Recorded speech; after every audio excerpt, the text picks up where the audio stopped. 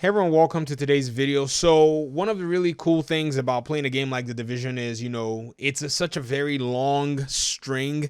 I mean, you play different phases, different years, different patches. And so with the waiting of the raid right now, I know many people have said, yeah, we put the game down for a little bit. We're going to be coming back to the raid. There's some people who are still playing, actually a good number of people. Somebody actually told me to quickly check my last video.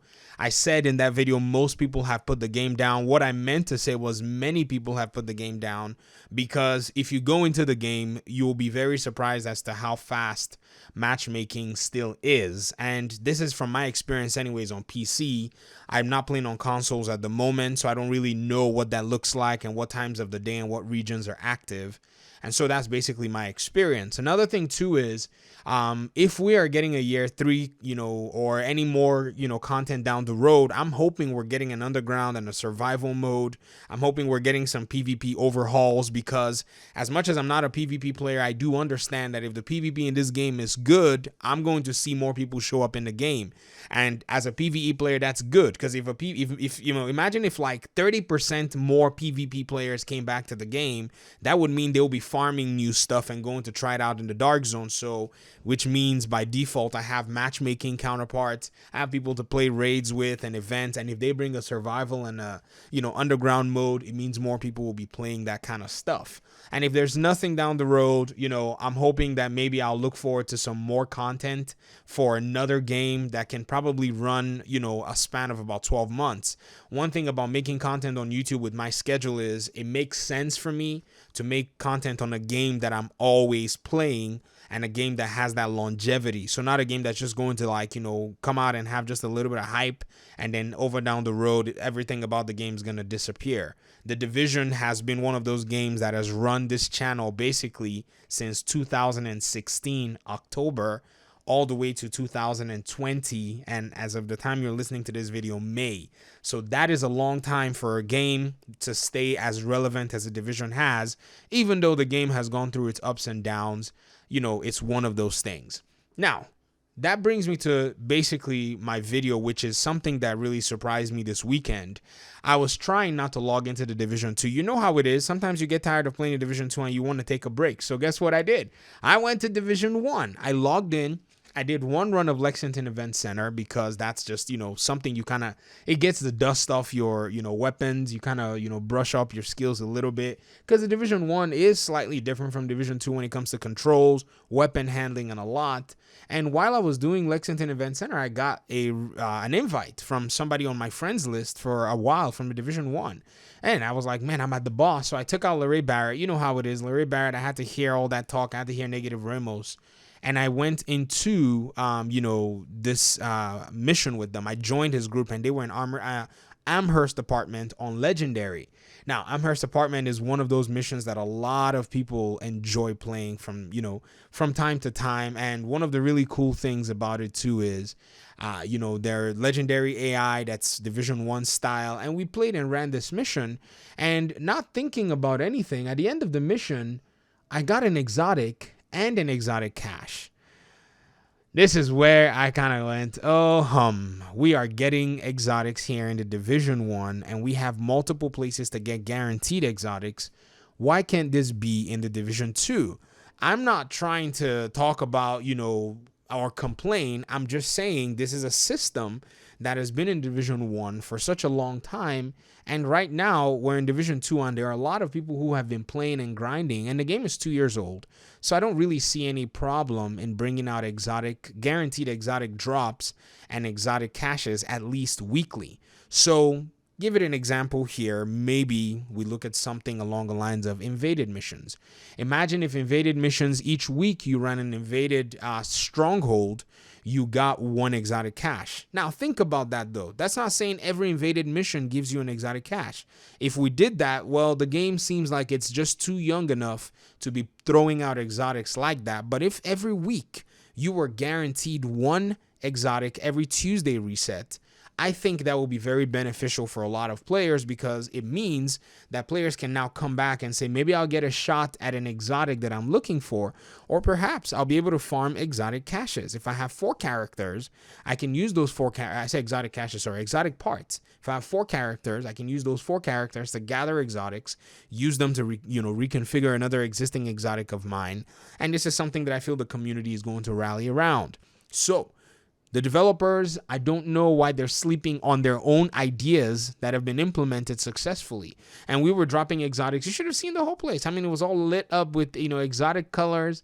And that's definitely something that kind of made me go, no wonder people are still playing the Division 1. I mean, it just, really amazes me how that game still has a very loyal following. In fact, the Division 1 right now is still better than Battlefield 5 or Battlefield, was it Battlefield 5 that got closed down? And which other one did they, Battlefront 2 that got closed down? And even Anthem has not seen its revival. I'm not making fun of these games. I'm just saying that the company that actually, is in charge of those 3 games is a failure when it comes to the live service model. They're one of the people who kind of started it out, but they're so profit driven, they didn't even pay attention to their fans. Whereas in the Division 1, the development team paid a lot of attention to the current audience. And with everything going on right now, I don't know where the direction and the leadership has actually led to, but it seems like, right now, the feedback and the participation model that's at Massive seems to be a little more distant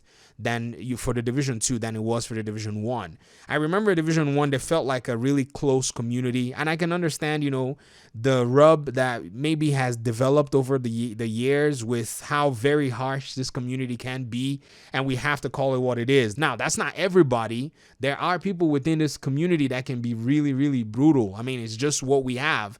We just got to call it what it is. I mean, even sometimes myself, I go for the smack whenever I'm not in the mood. I mean, I can understand that. And I think maybe there's starting to become a shift and a drift away from that close communication and close, public development that happened in the Division 1. So like I'm telling you right now, where the Division 1 is as a result of very close, organized communication feedback loop system that happened with the community and the developers.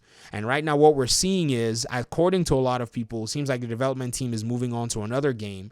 And, we have like a skeleton crew. I wouldn't say a skeleton crew, maybe like what somebody called I hate saying that. I don't want to say the B team. I would say like maybe like 40% of the workforce or a segment of the workforce is now working on the Division 2. And, it seems like more manpower is going to Avatar because that's a license type game. And Ubisoft doesn't want to waste that license. They want to kind of leverage it and move on with that. Not going to slight anybody for wanting to make money and paying their staff, but at least they need to make sure that the Division 2 gets to a satisfactory place where you can go back and play the game, and the game has that support and even hopefully more content that's representative of the Division 1, like content that I've mentioned in this video, like underground, like survival, like, a lot of different modes that allow for the game to just have things to do. And I think that's basically what it is. The framework is something where I think a lot of agents right now are kind of tired of the basic mission structure. In most cases, not all the cases, some people are still playing and running those missions, not a problem. And some people haven't invested a lot of hours. They want to see just slightly a different way to play the game. I know, add everything that happened with quarantines all over the world, that increased a lot of people's playtime way too high, because I feel like if that didn't happen, I think Warlords of New York would have probably remained more satisfactory till at least June. And I think that was the plan, March, April, May, kind of burn out 3 months of content. And then somewhere in June, boom, release the raid. I think that was the plan. And then everything happened. We kind of saw the problems, all the mistakes, and here we are today. So regarding rewards, I think the developers need to look very closely into that. As much as I say it doesn't feel like the development pattern is as close as the Division 1, that doesn't mean that it's not good in its own way. I think, it's different. I guess that's how I should put it, but they seem like they're doing little by little mending type of things to kind of put the game in a small, in a place that makes it slightly better, but it hasn't really satisfied the hardcore community. And for the hardcore community, it's the fact that you want rewards, sure. Now that we've all said what we would like, or now that many people have said what would be better, is having, the ability to gain loot in the game, to gain exotics, to gain max rolled gear much more frequently. I think if we gain all that stuff, it then is left and falls at the feet of the developers to understand that if they give us all that stuff, we're going to run out of things to farm. And at that point, we're going to be looking much more, deeper into more modes, into more things to do. But to be honest, if players feel rewarded, I don't think they'll hesitate to actually purchase a new DLC. The development team is much more transparent. I don't think players will be shy from saying we're going to support you. So that's another thing. This business model that they're following, it may be good for them from their own perspective, but in our perspective as a player base, they're stunting their own growth. I think they are. I think if they have a year 3 plan, after a while they can, kind of hint at it, but maybe nobody that's doing the state of the games right now has enough pull to be able to hint at stuff like that. Frederick Thailander, one of the things that we're probably going to miss about him being on State of the Games was he had a little bit more freedom. He had a senior role in a sense, so he could hint at some things that many of the guys that are currently working and coming on State of the Game are not able to hint at. So we're probably going to be a lot in the dark unless we see maybe like a Yannick or even like a Fred type figure show up on one of the State of the Games after all this quarantine stuff has gone away. Maybe we'll see those guys come on board and talk to the community. But if we don't see them, then I think they're probably working on Avatar, which I'm looking forward to. Avatar. I know many of you might say, oh, stop supporting my, hey, you do you, man. You do you. I mean, we're all trying to navigate our way through a very strange gaming industry, and sadly, this is what we got. This is it. Like, maybe when our children become gamers, they're probably gonna get something better. I mean, I'm not sitting here opening my hands and saying I'm accepting everything. I'm just saying we're gonna work with what we got. I mean, Ubisoft is looking like they want to make their fans happy. As much as the Division fans are not happy, you also got to think about their huge loss that came from 2019 rolling into 2020. The Division, I think the Division 2 has got to make its fans happy before it closes and shuts down all, not shuts down, but before it kind of leaves its operation on automated run, where like Division 1 is, where everything's just kind of cycling back and forth.